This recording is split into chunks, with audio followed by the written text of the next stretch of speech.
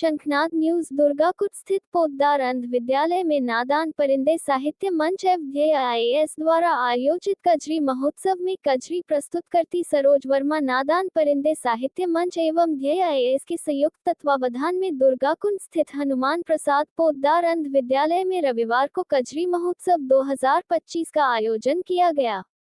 इसमें उत्कृष्ट योगदान करने वाले 125 लोगों को सम्मानित किया गया। कलाकारों ने एक से बढ़कर एक कजरी गीत सुनाए। परमहंस तिवारी, परम महेंद्र अलंकार, पूनम श्रीवास्तव, आनंद कृष्ण मासूम, सिद्धनाथ शर्मा, मधुलिका राय, सिद्ध, झरना मुखर्जी, रीना राय, करुणा सिंह, नसीम, निषद द्विवेदी आदि ने कजरी गायन किया। इस दौरान अमित श्रीवास्तव व संदीप मौर्य के निर्देशन में नृत्य नाटिका प्रस्तुत की गई। संचालन शरद श्रीवास्तव, धन्यवाद ज्ञापन गिरीश पांडेय काशिकेय व स्वागत संस्थाध्यक्ष सुभाष चंद्र ने किया। आदरणीय प्रवीण प्रकाश सर, जो पूरे भारत में कई प्रशासनिक पदों को सुशोभित कर चुके हैं, वो आज हमारे बीच हैं। मैं उनका बहुत बहुत स्वागत, अभिनंदन, वंदन करता हूँ। साथ ही साथ हमारे बीच पूर्व जिला जज चंद्रभाष सुकुमार जी भी मौजूद हैं।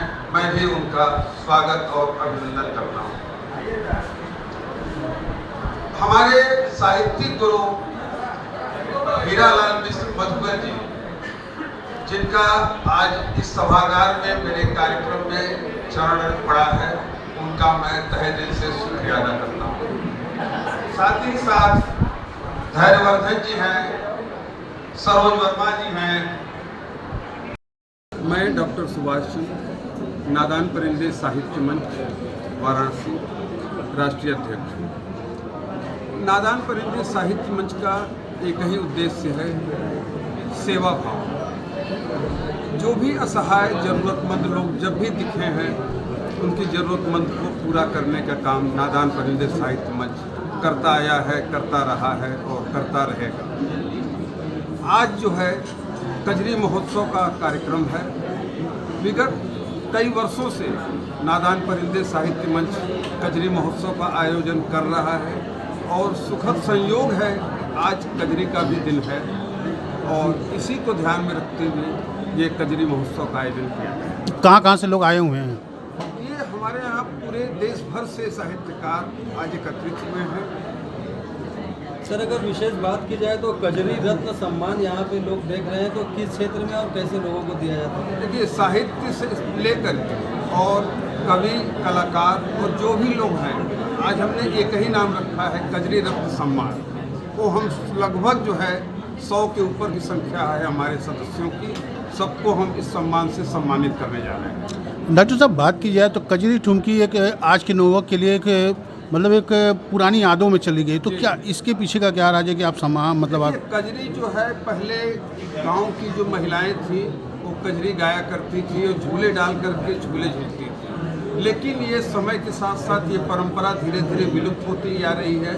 इसी विलुप्त परंपरा को पुनर्जीवित करने के लिए आज हम सारे लोग एकत्रित हुए हैं और कजरी के बाद आता है जरई, जिसको कि आज शहर जो है बिल्कुल अनजान हो चुका है।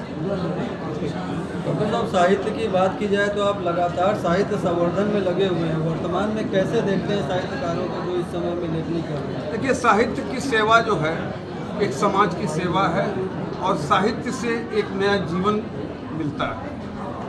तो साहित्य की सेवा हमेशा हम लोग लगे हुए हैं और आगे भी करते रहेंगे। जी सर, अपना परिचय दें। मेरा नाम प्रवीण प्रकाश है, मैं 94 बैच का IAS पूर्वांचल का ही रहने वाला हूँ। मेरा नेटिव प्लेस गाजीपुर है, मेरी पैदाइश चंदौली में हुई, मेरी पढ़ाई सोनभद्र में हुई और अब 2004 से मैं बनारस में रहता हूँ। तो बड़ा अच्छा लग रहा है ऐसे प्रोग्राम में पार्टिसिपेट करने में, जिसमें कि हम पूर्वांचल की जो कल्चर है, म्यूज़िक है, उसको स्ट्रेंथन करने के लिए, उसको रिवाइव करने के लिए ये एक्टिविटी ले रहे हैं। ये किसी भी संस्था द्वारा कोई कल्चर या लिटरेचर को रिवाइव करना, स्ट्रेंथन करने की जो एक्टिविटी होती है, वो बड़ों को सम्मान देने लायक होती है, पूर्वजों को सम्मान देने। मेरी तरफ से उनको बहुत शुभकामनाएं, शक्ति दे जिसको को इसके थ्रू इस लिटरेचर को म्यूज़िक को वो प्रोग्रेस कर सकते हैं। सर जी, समाज में चर्चा का विषय बना हुआ है, आप IAS की तैयारी करने वाले बच्चों को निःशुल्क रूप से IAS करवा रहे हैं, पढ़ाई लिखाई का कोई ऐसा प्रोजेक्ट है सर आपका चर्चा का विषय है, क्या कहना चाहेंगे?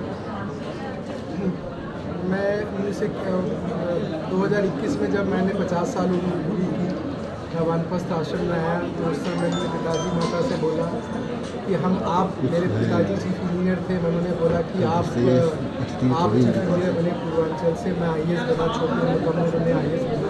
अब 51 साल 50 साल की उम्र हो गई है, मुझे नेक्स्ट जनरेशन को हमें गाइड करना चाहिए। मेरे जनरेशन के बाद तो 4 जनरेशन और आ चुकी है, Y generation, Z generation, alpha generation, beta generation.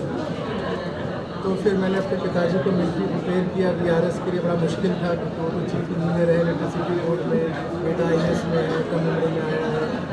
3 साल मुझे मेहनत लगी उन्हें ये कन्विंस करने के लिए कि अब हम वापस जाएँ, पूर्वांचल में जाएँ और नेक्स्ट जनरेशन जैसे कोई डॉक्टर वापस आता है से पढ़ के वो अपनी जगह पे लोग को वो ट्रीटमेंट देता है, एक एडवोकेट वापस आता है वो लीगल नॉलेज के बारे में बताता है, एक चार्टर्ड अकाउंटेंट वापस आता है अकाउंटेंसी के बारे में बताता है।